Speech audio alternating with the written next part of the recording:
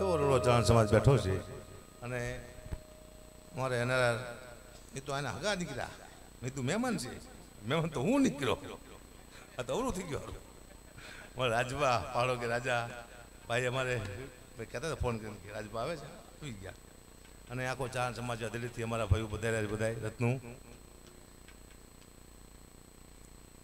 5-10 minute હું વચમાં લીધું જઈશ કારણ કે મને શું છે એક આદત પડી છે જોક્સ કહેવાની મારો ચહેરો વિરસનો છે મને ખુદને ખબર છે પણ કરું છું હાસ્ય રસ મારા ચહેરાને મારા કલાને માફક આવતું નથી આ બે ચહેરો છે હું કરતો નથી કરું છું ચહેરો છે ને પાછો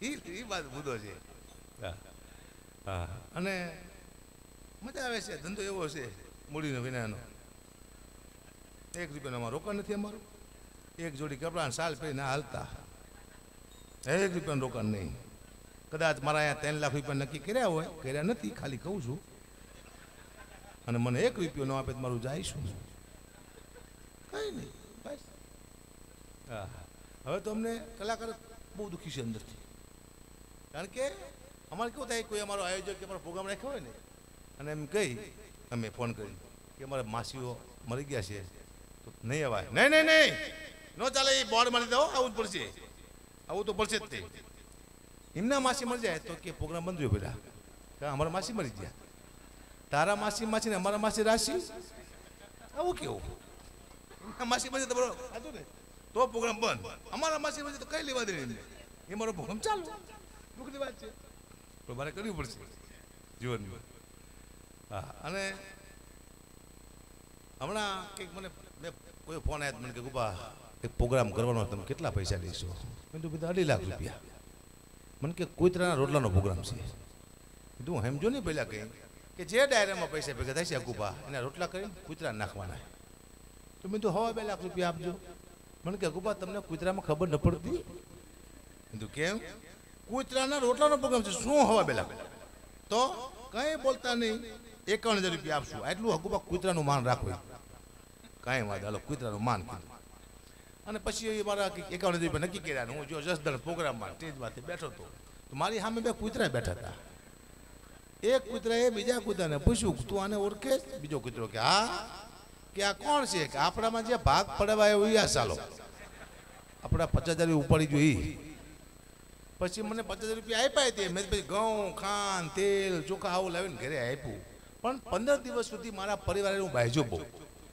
એટલે મારું પરિવાર મને કે તમારો સ્વભાવ જેમ કૂતરા જેવો થઈ ગયો છે કૂતરાનું ખાઈ જાય એટલે મુદ્દો શું છે કે કોનું ખાવું એ મહત્વનું બને હો બધાનું ખાઈ નહીં જવાનું કે સ્વભાવ બદલી જાય પછી 50,000 રૂપિયા તકી બધું પતી ગયું રાતે 2 વાગ્યા પ્રોગ્રામ પૂરો થયો પણ મને ભૂખ બહુ લાગી હતી ગામડું હતું કોઈ હોટલ હતી નહીં પણ રસ્તામાં એક આશ્રમ આવ્યો સાધુનો એટલે મેં તો અહીંયા ઊભી રાખો બાપુ આપણને ઓળખતા હશે ગાડી અમારા ભરતજી ચૌહાણ છે ગાડી ઊભી રાખી બાપુ બહાર નીકળ્યા તમે અહીંયા ક્યાંથી તો બાપુ ભૂખ બહુ લાગી છે કઈ ચિંતા ના કરો અકબર રોટલા શાક તૈયાર છે 2:30 વાગે રહેતો શાક રોટલા તૈયાર હું તો બેઠો શાક રોટલા આપ્યું મને એટલે મારે શું તેવું રોટલાનું બેટકું મૂકું માથે શાક મૂકું ને આમ કરતો હતું મને કે ગુબા શું કરો હું તો કૂતરાના ભાગનું કાઢું છું મને કે તમે ખાવ કૂતરાના ભાગનું છે કે આ રોટલા હવે કૂતરા નાખવાના હતા તમે વહેલા આવ્યા તમે ખાઈ જાઓ કોઈના ભાગનું કાઢવું નથી કે પછી મેં નક્કી કર્યું આપણે હવે કોઈથી કૂતરાના પ્રોગ્રામ નથી કરવા મેં કે આવા 2-4 હું પ્રોગ્રામ કરું મને સારો હડકવા હાલે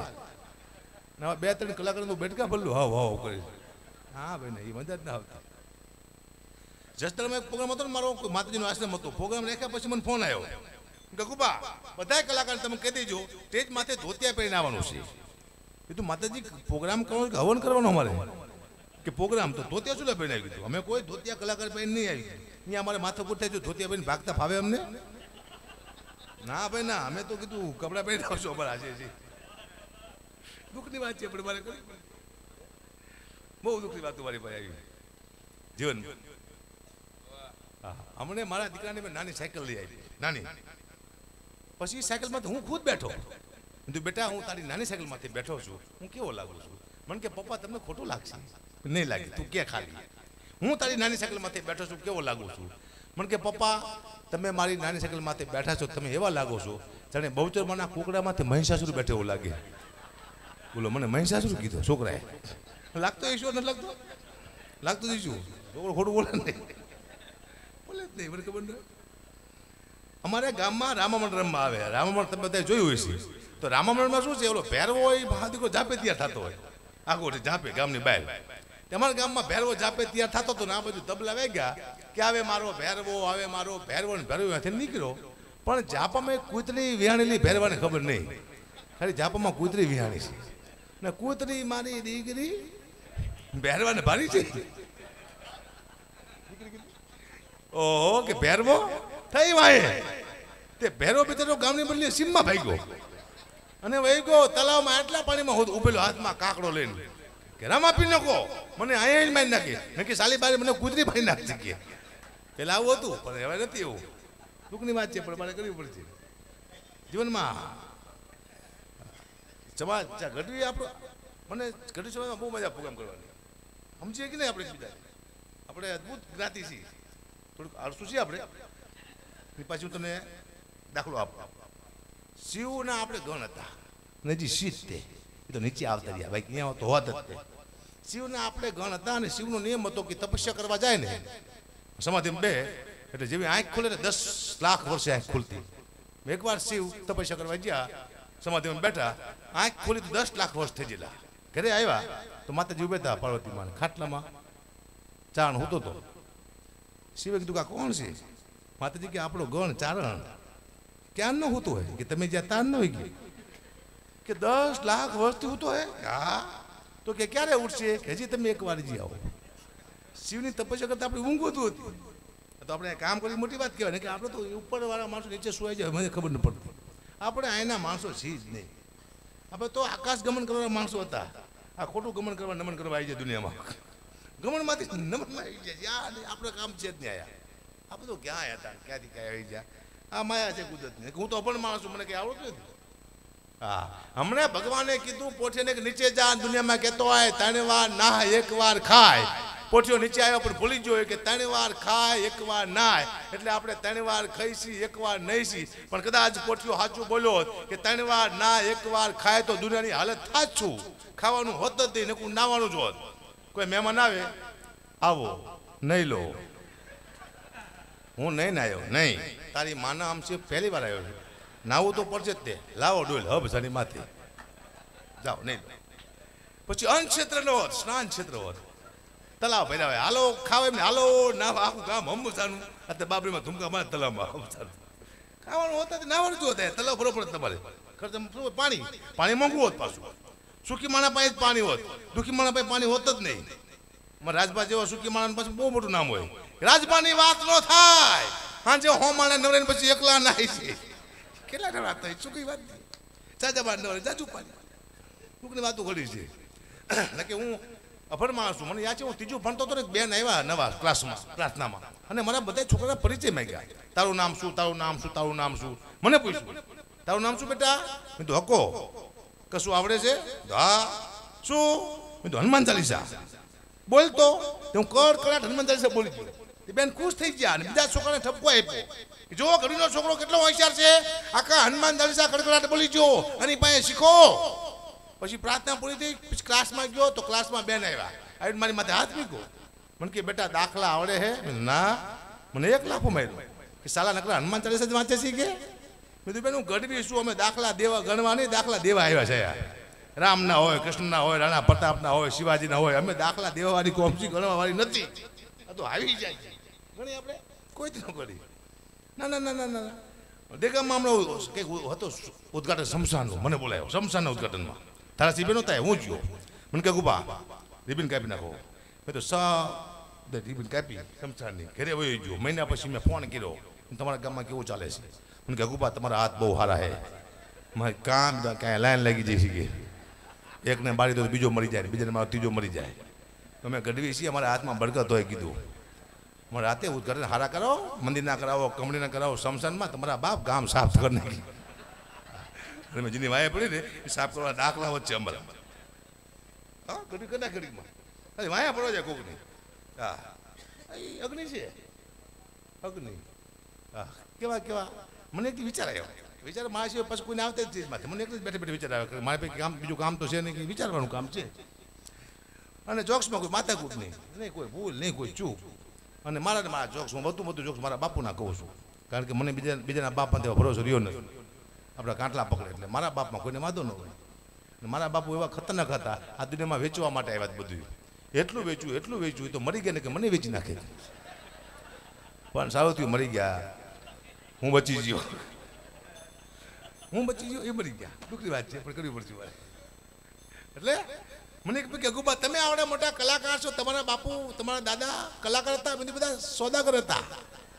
મને કે લે વેચ તું કરતા હતા, બધા મારા દીકરા વેચ જ કરતા હતા.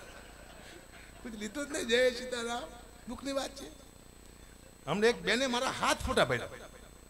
બેન કેમ આટલા બધા ફોટા પડ્યા? મને કે અગુબા અમારો છોકરો રોવે ને તમારો ફોટો બતાવી સાનો જાય. લોકો બીવડાવવા માટે મારા ફોટા રાખે છોકરાને. દુઃખની વાત કહેવાય. હું લાગતો એ શું ને કે મારે નહીં કોઈ એવું. પણ આવી આનંદની વાતો કરું ચાલુ રહેશે વચમાં. મારું મુદ્દો સંચાલનનો હોય એટલે ના હા એકાદી લાઈન તમને સંભળાવું. આ લાઈન હવે જરૂરી થઈ ગઈ મારે સંભળાવી. સોનભાઈ માની કદી લાઈન તમને સંભળાવું. બધા જો સમાજ બેઠો એટલે કહું કે હોનલ હાચો હાદ અમારો અને આયલ એક હવે આવને આટો એ હોનલ હાચો હાદ અમારો અને આયલ એક હવે આવને આટો વટ વચન વ્યવહાર ને મારી ઓલા હવે ત્રાજવા તોડી જાય.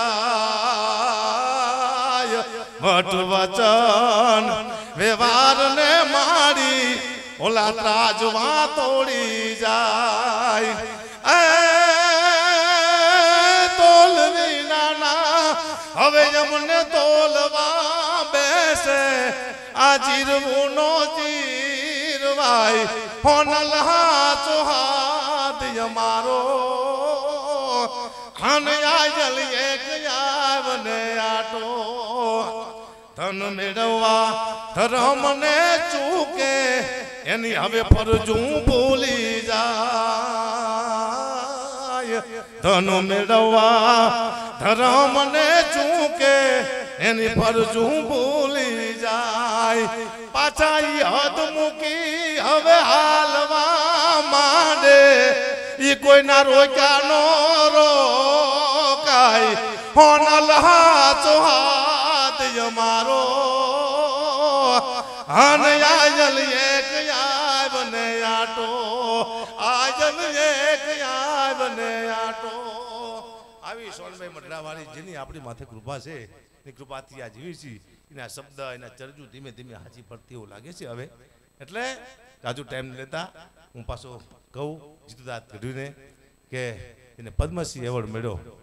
એ દાદ બાપુ આખું વિશ્વ જ્યાં જ્યાં ગુજરાતી વસે છે એના નામથી પરિચિત છે. એવો દુનિયાનો કોઈ કલાકાર નથી જેને દાદ બાપુને ગીત કે કવિતા ન ગાયું હોય. એવા દાદ બાપુના દીકરા જેને પોતાનું સાહિત્ય, પોતાના ગીતો, પોતાના બાપુજીના ગીતો, પોતાના બાપુજીની કવિતાઓ લઈ અને સમાજને અનેક સમાજને ઘણી બધું આપ્યું છે દાદ બાપુએ. એવા જીતુભાઈને કહું ને મજા આવે ડોલે ને આવે. એકવાર જોરદાર તાળીના ગાતી વધાવો જીતુભાઈ દાદ.